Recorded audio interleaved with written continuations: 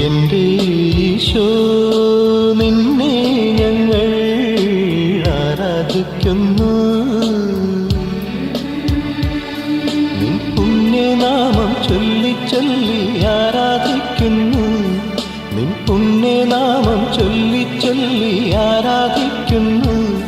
നിൻ പാതയിൽ ഞങ്ങൾ ആരാധിക്കുന്നു. എൻ്റെ ഈശോ നിന്നെ ഞങ്ങൾ ആരാധിക്കുന്നു.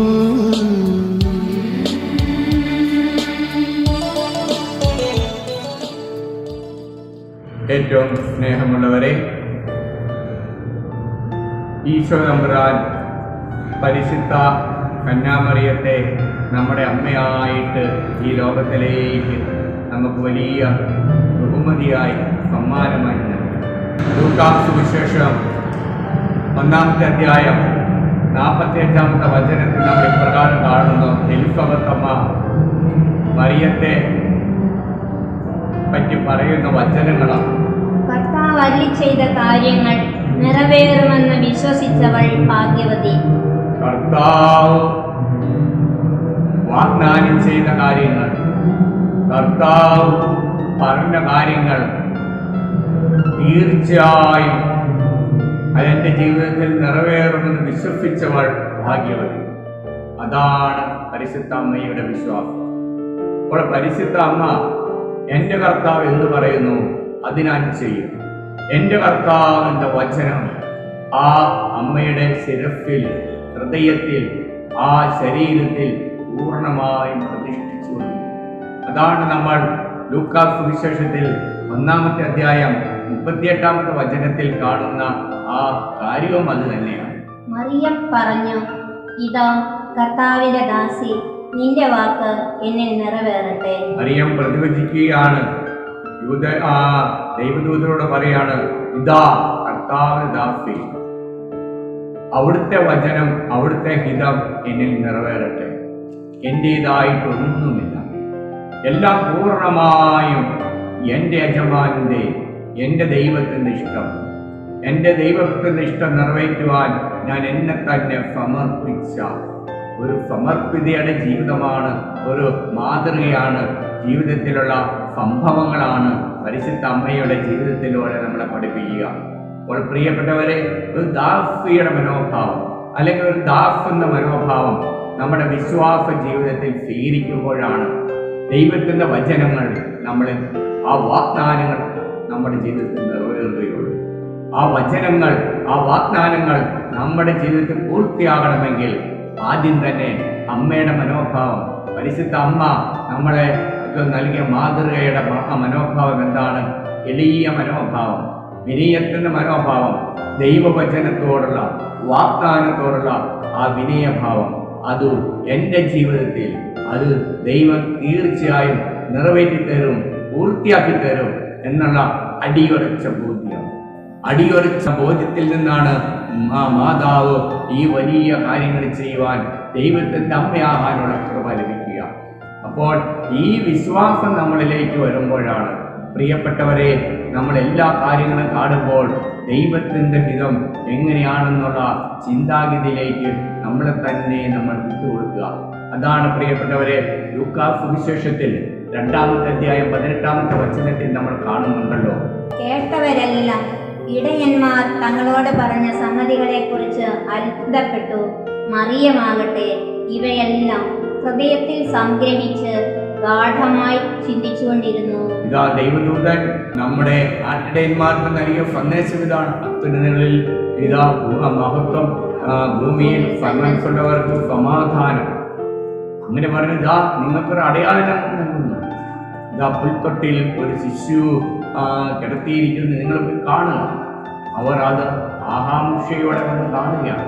കണ്ടപ്പോൾ അവർക്ക് ഉണ്ടായ അനുഭവങ്ങളെല്ലാം അവിടെ ഷെയർ ചെയ്തപ്പോൾ മാതാവ് ഒന്നും പറയുന്നില്ല. മാതാവ് എന്താണ് ചെയ്യുന്നത്? ഇതാ ദൈവം എനിക്ക് അരുളി ചെയ്ത കാര്യങ്ങളെല്ലാം നിറവേറുന്നു. ദൈവം വിശ്വസ്തനാണ്. എൻ്റെ വിശ്വാസത്തിൽ അല്പം പോലും കോട്ടം തട്ടാതെ ദൈവം എന്നെ കൈപിടിച്ച് നടത്തുന്നു. ആ ആഴമായ വിശ്വാസത്തിൽ മാതാവ് ഒന്നും ആരോടും പറയാതെ എല്ലാം ഹൃദയത്തിൽ സംഗ്രഹിക്കുന്നു. അതാണ് പ്രിയപ്പെട്ടവരെ, വിശ്വാസത്തിൽ ആഴപ്പെടുമ്പോൾ നമ്മൾ നിശബ്ദത പാലിക്കും. കാരണം ദൈവത്തിന്റെ വാഗ്ദാനം നമ്മുടെ ജീവിതത്തിൽ നടത്തുമ്പോൾ എല്ലാം ദൈവകാരുണ്യത്തിൽ ദൈവത്തിൽ ആശ്രയിച്ച് ജീവിക്കുമ്പോൾ നമ്മൾ കൂടുതൽ നിശബ്ദയായി മാറും. കാരണം ദൈവത്തിൻ്റെ ആ അനന്തമായ കൃപയിൽ നമ്മൾ ആശ്രയിക്കുന്നു. ദൈവം ഭരണകാര്യങ്ങളെല്ലാം ബലഹീനരായ അയോഗ്യരായ നമ്മളിൽ നടക്കുമ്പോൾ നമുക്ക് പിന്നെ ദൈവത്തോട് നന്ദി മാത്രമേ ഉണ്ടാവൂ. ഇതാണ് യോഹന്നാന്റെ സുവിശേഷത്തെ 2-ാമത്തെ അധ്യായത്തിൽ 3-4 വചനങ്ങളിൽ നമ്മൾ കാണുന്നുണ്ടല്ലോ. അവിടെ വീഞ്ഞു തീർന്നു പോയപ്പോൾ യേശുവിൻ്റെ അമ്മ അവനോട് പറഞ്ഞു, അവർക്ക് വീഞ്ഞില്ല. യേശു അവളോട് പറഞ്ഞു, സ്ത്രീയെ, എനിക്കും നിനക്കും എന്ത്? എൻ്റെ സമയം ഇനിയും ആയിട്ടില്ല. പ്രിയപ്പെട്ടവരെ, ഈശോയ്ക്ക് സമയം ആയിട്ടില്ല. സമയത്തിന് മുമ്പ് തന്നെ മാതാവ് ആവശ്യപ്പെടുകയാണ്, എനിക്ക് ഈ കാര്യം ചെയ്തത്. വിശ്വാസത്തിന്റെ അടിസ്ഥാനമാണ്. അവൻ ദൈവത്തോട് പൂർണ്ണമായി വിധേയപ്പെട്ടപ്പോൾ, എളിമപ്പെട്ട വചനങ്ങൾ ഹൃദയത്തിൽ പ്രതിഷ്ഠിച്ചപ്പോൾ ഒരു വലിയ ശക്തിയാണ് മാതാവിനുണ്ടായത്. നമ്മുടെ ജീവിതത്തിൽ വിശ്വാസത്തെ ആഴപ്പെടുമ്പോൾ ദൈവത്തോട് നമുക്ക് അധികാരമുണ്ടാവും. എൻ്റെ ദൈവം എൻ്റെ കൂടെയുണ്ട്. എൻ്റെ ദൈവത്തോട്, എൻ്റെ പിതാവിനോട് ചോദിക്കുന്ന വാത്സല്യത്തോട് ചോദിക്കുവാനുള്ള ശക്തി നമുക്ക് ലഭിക്കും. ഇതാണ് പ്രിയപ്പെട്ടവരെ, വിശ്വാസത്തിൽ വളർച്ച ഉണ്ടാകുമ്പോൾ നമ്മൾ മാതാവിനെ പോലെ ചോദിക്കാനുള്ള മക്കളായി മാറുവാനുള്ള കൃപ ദൈവം തരും. ആ കൃപയ്ക്ക് വേണ്ടി നമുക്ക് പ്രയത്നിക്കാം, നമുക്ക് പരിശ്രമിക്കാം. അനുദിനം വിശ്വാസമെന്ന വരത്തിൽ, ആ വിശ്വാസമെന്ന ആ വലിയ ദാനത്തെ വളരാൾ കൃപ നൽകണമേ എന്ന് പ്രാർത്ഥിക്കാം. എല്ലാവരെയും സമർത്ഥമായി അനുഗ്രഹിക്കട്ടെ. നമുക്ക് ഈശോയുടെ ആശീർവാദം സ്വീകരിച്ചുകൊണ്ട്, ഈശോയെ, എനിക്ക് എല്ലാ ദിവസവും അങ്ങയുടെ ആത്മാവിൽ വളരുവാനുള്ള കൃപ നൽകണമെന്ന്